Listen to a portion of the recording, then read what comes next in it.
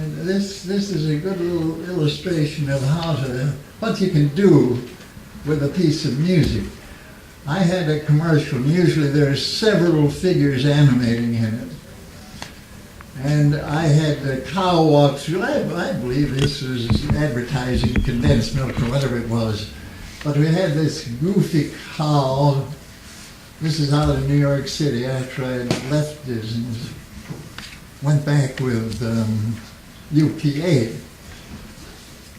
The cow, I took the 12 beat, and then I analyzed every possible beat you could pick out of a 12. You could divide it into 6, you could divide it into 2, you could divide it into 3. 3 goes into 12.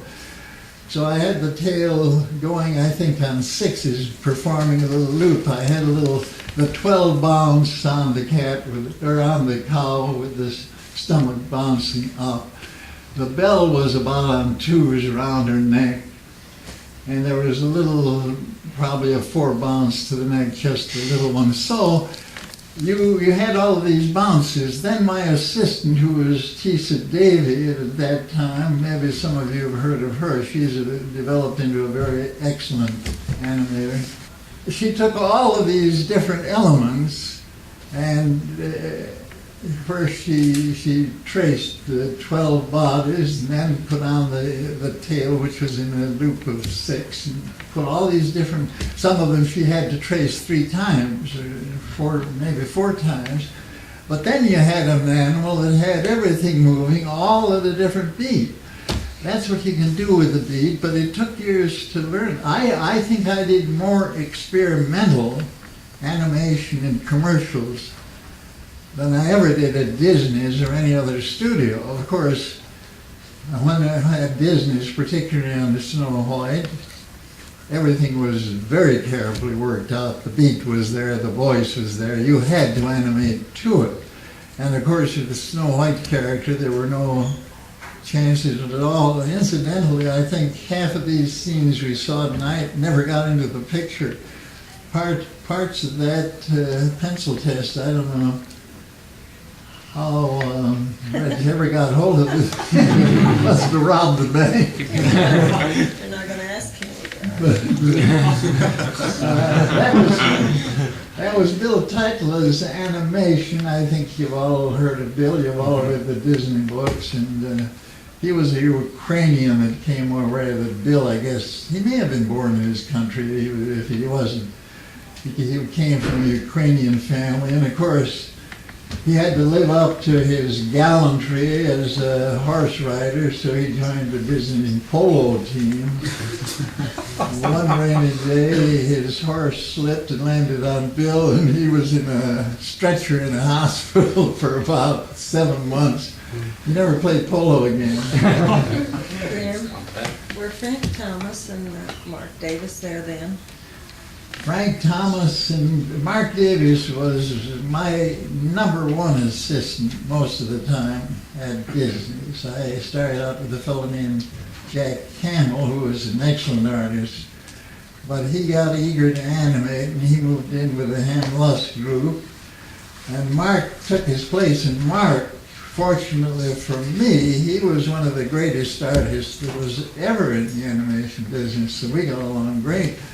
And in Snow White, I finally had Les Novros and 3 others. I had 5 assistants. We were eventually turning out, at the end, toward the end of the work, we were turning out 35 feet a week, which was tremendous footage on a character that kind. I was at a showing of Milt Call's tests for the rescuers, and somebody asked Milt how many feet he turned out. He said between 7 and 10 feet a week. So 35 feet was a tremendous amount on a character like Snow White. Well, I have said a lot of jumbled things here. Maybe they have some more questions. Do you have any questions? Oh, yeah. You worked a lot with iWorks, and I'd just like to know what it was like to work with him, the kind of person that he was, the kind of things that he did. Yeah, well, Ub was possibly, if you wanted someone to, if Christ hadn't been able to get into the place at the time when you substituted up iWorks, you'd have a pretty good substitute. He was a great guy. I don't think there was a dishonest bone in his body, but he was a tremendous dreamer, a tremendous and inventive. He built.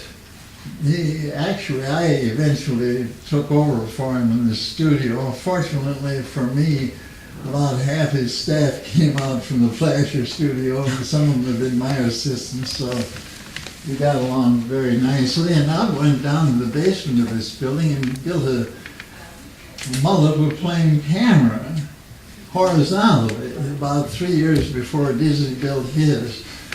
He was a fantastic mind. I learned a great deal about animation, particularly the ways to save animation. That brings us back to this point I mentioned at the opening of the repeating of action. I remember the first scene I animated there. We never bothered out at Flashers. We just grab a scene and animate it and throw it into the camera room, and it was shot, and we forgot about it. iWorks, I had this pair dancing. They danced across the scene, and I said, "What do we do now, Ub? I hadn't finished out this track. You want to put some gags in here?" "No," he said, "turn them over and dance them the other way, just exposing the back." Which, of course, that it left it up to the inkers. Well, I'd never thought of a thing like that. It wasn't cheating. It was the way the smart animators were working those days. If you could double your footage without making a drawing, it was worth doing. But, and he was an excellent artist. He would knock out a cute little character. I remember one story, I think it was the Pied Piper of Hamelin or something, and he sat down at my desk and drew a lot of lousy-looking rats with big teeth and long noses, and that is a real drawing lesson. He was a fantastic artist, but he was so inventive. The last time I talked to him, I used to see him occasionally over at the Disney studio. You all know that he eventually went back there. And he told me he was, as a matter of fact, we were up at Ub's house. Merle Gilson, who was one of the, you'll see his picture in the earliest pictures of the Disney's. He was one of the first 10 or 12 people at the Disney studio, and he worked with Ub and drew the Ub Mickey just exactly the way Ub did in those days, which is not very much the way the mouse is today. And we visited Ub. He eventually had worked with it. As a matter of fact, he came over with Ub when Ub started the studio. And Ub said he was then working on a mechanical device, a computer device that would operate the camera while the cameraman went out to lunch. Unfortunately, he didn't live long enough. I was going to ask you, how old was he when he died? I think in his 60s. I saw that it was. Yeah, he was in his 60s somewhere. He was not a drunkard. He was not a dissipator. He was a king liver. But I think that he probably put in too many 14-hour days and loved it, and just the Constitution didn't take it. May I ask something? What about all the rumors that you hear about iWorks and Disney not speaking after he came back? Oh, that's very probable. You see, they were both. Well, after he came back. After he came back to the Disney studio. I talked to Ub once in his Disney office afterwards, and let's see, how did he word that? I may not be wording it. I may not giving Ub credit for his native politeness, but it seems to me that I asked him, about Waltz, and what he seems to have said is that he's a grouchy old son of a bitch or something. But I would qualify that because I wasn't a gifted gent when he came to colloquialism at a particular standard. He was quite a gentleman. But it was true that they were not friends. I've asked that question many times. As a matter of fact, I had a 3/4 of an hour talk over the telephone 3 days ago, wasn't it? You probably couldn't guess if all of it took 10 guesses. It was Ray Disney. The day before yesterday, I think it was. And he sold us insurance in the studio. All of us had to take automobile insurance. All in the family. And every time Walt took a trip to England, he had to take $1 million policy. He told me on the telephone, well, in 3/4 of an hour, you can say a great deal. One thing he told me was that he now was worth $5 million, and told me that Roy's son inherited $60 million, and things like that, which are silly things to talk about. I know none of you would ever do anything like that. But Ray, well, I knew Ray quite well because even after I'd left the studio and after I'd moved out to New York, I still carried my automobile insurance with him, and used to pop over to his house once in a while. He had an excellent 5-cent cigar that he always offered me, and a drink of imported scotch. What? I said he probably still smokes a 5-cent cigar. Yeah, he always, he did drink good whiskey. I remember, you saw the last bottle that I brought over from his house. It said on it, "No finer whiskey made in the world." And I guess it was very, very fine. Oh, I have to tell you that I was sitting on a Oh yes, that's how I happened to know that he was still I alive. was sitting on a bus bench one day, and this old gentleman walked up, and he talked a little while, and he said, "Would you like to know who I am?" Well, I didn't really, but I said, "Sure, I would." And he said, "I'm Ray Disney." And then he handed me about a half a dozen little plastic things advertising Ray Disney Insurance. And a little comb and a little coin purse. But did he tell you anything about Abby Works the other day? Did you?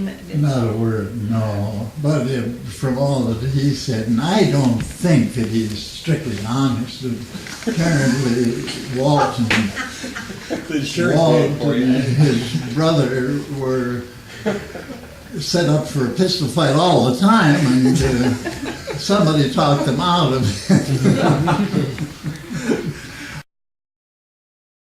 But I never saw Walt lose his temper, and I bowled on the same team. Well, actually, Roy, who was the business head of the thing, there were about 36 of us, a big bowling squad, and we went down once a week and bowled, and he was captain of one of the teams. He wasn't the greatest bowler on the team, but he bowled for fun. Later on, I worked at Universal, and we were having our tournament bowling one night in an alley in the neighborhood where Roy Disney lived, and he came in with his son to do some bowling, and we chatted a minute. So he didn't just bowl to say Roy Disney bowls with the team, with the animators, which were not scum, by the way.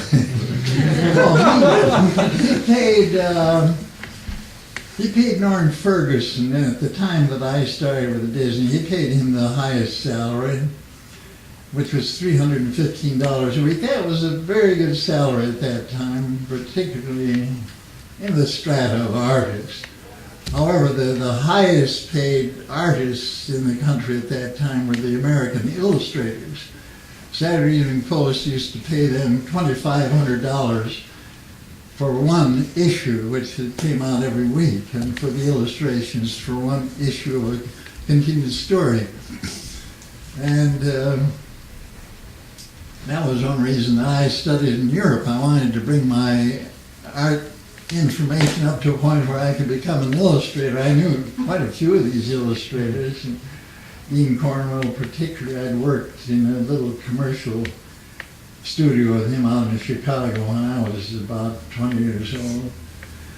And however, the poor illustrator, he was just, the great magazines just went out of business. Television, of course, killed them. Television killed the theater showing of animation until this theater started up.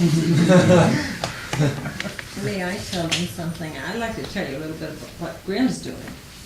He's the busiest man in Santa Monica. He works all day long. He doesn't get up very early, but after he gets up, he works all day. He writes for Cartoonist Profile. I guess quite a few see the Cartoonist Profile, haven't you? Yeah. Okay, he writes for that, and he draws all the time. When he gets tired of drawing, he sits down and studies his art books. He 2 or 3 times, oh no, more than that, probably 4 times a month, he's at some place doing something for someone. 2 nights ago, or was it 3 nights? Tuesday night it was.